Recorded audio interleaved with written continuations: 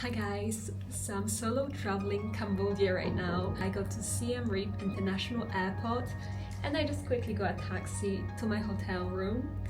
And now it's time to set up an eSIM, and I thought I'm going to do some research, search for the best eSIM provider that there is in Cambodia. By the best I mean the cheapest that I could find, but I don't like using physical SIM cards personally because I like to keep my SIM card from my primary number in, just in case I need my number for any phone calls, for any text messages, for any verification messages. I basically verified all my accounts through my phone, so it would be a real pain if I had to swap and change the cards, the SIM cards. I can use an eSIM and my physical original SIM card at the same time.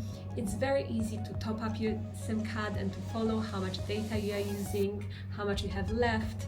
You can top it up by just one quick press. And also I work online, so I need Wi-Fi on my laptop, and we all know that Wi-Fi in hotels is not always very reliable, whereas if you get a good SIM card, eSIM, then I hope I'll be able to use it as hotspot on my laptop to work in case I don't have a working Wi-Fi in the hotel, or in case the Wi-Fi is slow or it breaks down.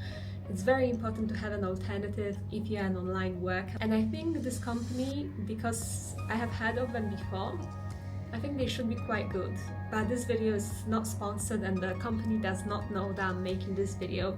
I am just making it for you guys to know how I set up my eSIM. So yeah, one thing that you need to set up your eSIM is Wi-Fi. So I'm using the hotel's Wi-Fi at the minute, but you can set it up at the airport. One amazing thing also about eSIMs is the fact that you can set it up even before you fly to your destination. So for example, at the airport, before boarding a flight to your next destination, you can already buy your data for your next destination. Or you can buy it at the airport on arrival, or you can get to the hotel like I'm doing right now. There are a few different eSIM providers that you can get in Cambodia. But for my research, I found Airalo, which is this app right here, Airalo, to be the cheapest that I could find in Cambodia to offer kind of the best deals. So I decided to download this app. I have an iPhone, but it works on Android also, so you just need to download the Airalo app. And once you log in with your email address, you can choose different countries here. The chances are the app will probably use your location, so Cambodia is actually going to come up as your top destination unless you are getting eSIM prior to leaving for Cambodia. However, you can just simply search here, search for Cambodia. Now here you have a bunch of different plans to suit your needs, so it really depends how long you are staying and how much data you need. I hope you can see that. I don't know if you can see it on the screen, but these are all the different plans of Cambodia's eSIM. I think these prices are very reasonable, to be honest, and for the convenience and how easy it is to set up, I've decided, yeah, it's a no-brainer for me that I'm going to go for one of these options. And I don't think the price difference between the 3 gigabytes for 30 days and the 5 gigabytes for 30 days is much. You have coverage, Cambodia, data, 5 gigabytes, validity 30 days. So that's from when you activate it. And that's the network. That's the name of the network, plan type, and the validity. Okay, so now I click buy now. And now you have different payment methods. You can use PayPal, or you can use your credit or debit card, or Alipay. I'm going to agree to terms and conditions and going to say complete order.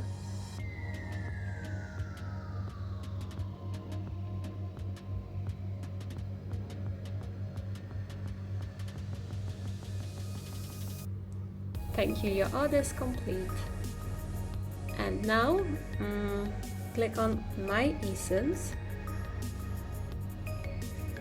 Under current eSIMs, you should have your data that you just bought with the exact remaining data and coverage. And now you can either top it up or click on details. I clicked on details, and then you have eSIM installation, view instructions.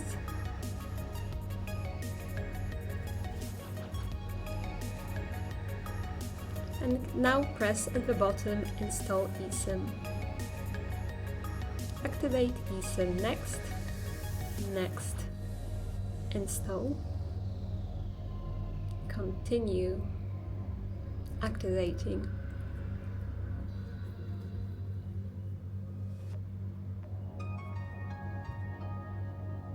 Continue.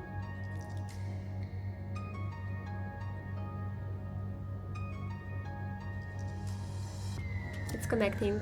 Takes a while, so don't worry if this is going to stay like this, kind of on pause for a while or loading for a while. Okay, now your eSIM has been successfully installed. But yeah, just like I said, don't worry if it takes a while. It always takes a little bit of time to actually get it to set up. And now what I do, once that's activated on the app, but still not activated right at the top, sometimes it might already be activated depending on your phone, but if it's not active, you have to go to your settings, go to mobile service. Ignore this list, you guys. This is just the previous eSIMs from different companies that I've used in the past, so these are all turned off. The chances are, if you've not used an eSIM before, you'll just have your primary number, primary SIM here, and you can keep it on or off. Depends on you. It's not going to affect your eSIM anyway. Your eSIM though will be right at the bottom, so it's this one that's currently on. I'm going to click on it to make sure the data is turned on fully. So my line is on, but as you can see, data roaming is off, and that's why it has not been activated even though I activated it on the app. So I'm just going to press on data roaming to turn it on. And there you go. As you can see, it says 4G here, and now I have my data.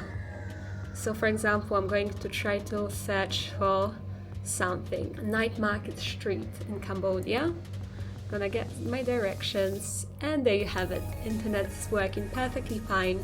It's using 4G, and you can go back to your app if you would like to, and here you can follow how much data is remaining, how much data has been used. So that's how you set up your eSIM. As you can see, 4G is working perfectly fine. I'm then going to turn back on my Wi-Fi, but I use my data as soon as I leave the hotel. So yeah guys, I hope this video was helpful for you, but in case you have any questions, please don't hesitate to ask them in the comments down below. I'll try to help you as much as I can. If you have any problems setting up your eSIM, just remember that after you activate it on the app, go and try to find this network, this eSIM in your settings, in your mobile data settings, and that's how you are able to activate it fully if the app has not activated it itself. So like in my case, it did not. I had to go to settings, go to my eSIM, and then activate data roaming. So that's the only thing I did. It was very easy, and now I can enjoy 5 GB of data for 30 days in Cambodia. By the way, I'm going to leave on the screen a note letting you guys know how I find this data to be, whether it's fast, whether it's slow, if I can work from it on my laptop, or if I cannot work because it's too slow. Like I said, I've not used this company, I've not used any eSIMs in Cambodia yet, so I don't know how fast it's going to be. I generally find them faster than local SIM cards. I don't know why. I find eSIMs to just be more reliable, very fast. But we'll see with this one. We'll see. I'll update you on the screen. But in case you have any other questions or you would like to double check with me, then leave a comment and I'll try to answer it as best as I can. But yeah guys, this is it for this video. I hope this was helpful to you guys. I know this might not be the most entertaining video from me, but this is just meant to provide some knowledge and give you an insight of how to set up your eSIM on your phone when traveling to Cambodia. But yeah, that is it you guys. If this video was helpful, please like this video and subscribe to me for more updates and for more travel videos from Cambodia, and I'll see you in my next one. Bye!